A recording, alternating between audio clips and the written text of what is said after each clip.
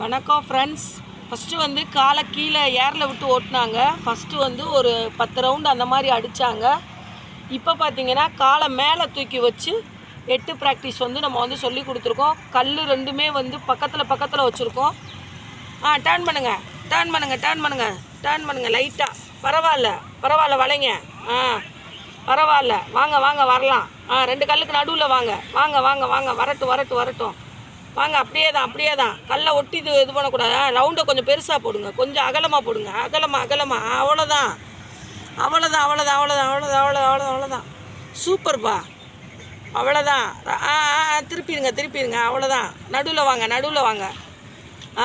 அப்படியே வளைங்க. ஹேண்ட்பார் லைட்டாக வளைங்க, அவ்வளோதான். அந்த இடம் உங்களுக்கு வந்து கொஞ்சம் குறுகலாக இருக்கனால தான் வந்து காலை கீழே ஒன்றீங்க. கொஞ்சம் அகலமாக இருந்தால் போட்டுருவாங்க. சூப்பர்ப்பா, வாங்க வரட்டும். அதே தான். வாங்க, நடுவில் வாங்க.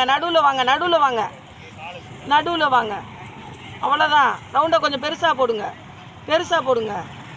சூப்பர்ப்பா, பாருங்க, அழகாகவே போடுறாங்க. சூப்பராக போட்டாங்க.